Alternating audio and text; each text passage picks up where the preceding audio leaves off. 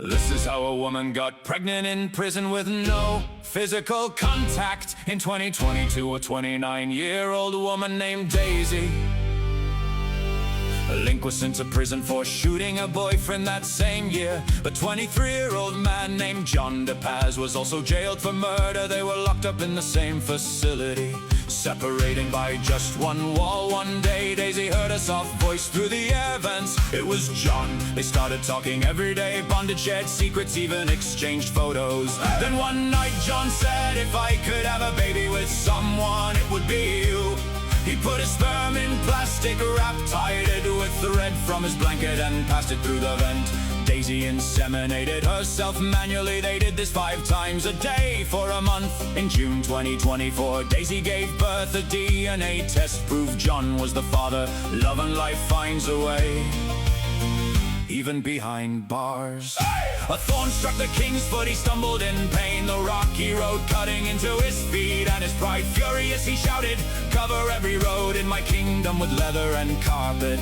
His servants dared to speak, your majesty, the cost will be unbearable. Silence! The king roared, workers toiled day and night. Hundreds died, the kingdom bled its wealth dry. But finally every inch of road was cushioned. The king walked proudly once more, but his feet grew tender, delicate, weak. One day he visited a neighboring kingdom. The roads were bare with every step pain shot through him. The host king said, why not place leather beneath your feet instead of carpeting the world? The world went quiet instead of trying to carpet the world. We just need to change what's under our feet, adapt, and the world becomes easier to walk through. A man was sentenced to death before his execution. They asked for his last wish. Others asked to see their families or requested their favorite food. But this man said, I just need a pen and a sheet of paper. He wrote something, folded it, and handed it to an officer. Please give this to my mother. Then he was executed. A few days later, the letter reached his mother. She read it and collapsed instantly. The letter said, Mother, if justice were fair, I wouldn't be the only one being punished. You would be here with me. Do you remember when I stole a bicycle and you helped me hide it? When I took money from the neighbor and you went with me to spend it? I needed limits, not support to do wrong. Today I'm paying the price, I forgive you. I hope this letter reaches many parents. Saying no to a child is the greatest act of love. Your condemned son. A farmer tied a young elephant's leg with a small rope. At that age the rope was too strong. No matter how hard it tried, it couldn't break free. So it stopped trying. Years later, that same elephant grew massive, strong, powerful. But the farmer tied the same tiny rope around its leg. You might think it would rip the rope apart in seconds, but that's not what happened. The elephant didn't even move, it stayed still, believing escape was impossible. The elephant's real prison wasn't the rope, it was its memory. Sometimes what holds you back isn't strength, it's the beliefs you've never challenged.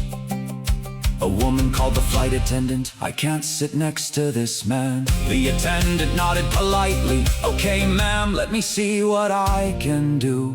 Minutes passed, then the attendant returned. There are no more seats in economy, but I'll check with the captain.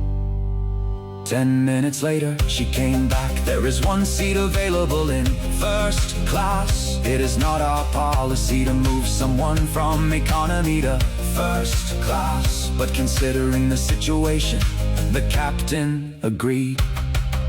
The woman began to smile before she could speak. The attendant turned to the black man beside her and said, Sir, if you would kindly collect your belongings, we would be pleased to transfer you to first class. The captain does not wish for you to sit next to an unpleasant person.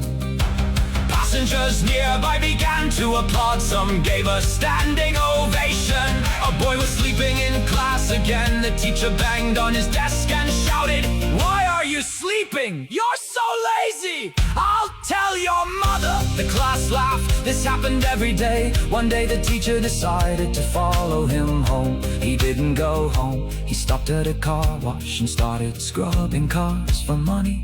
After half an hour, he got paid. He ran to buy food and rushed to the hospital, where he fed his sick grandmother. The teacher asked the nurse, "Where are his parents?" The nurse replied, "They died in a car accident. Now it's just him and his grandma."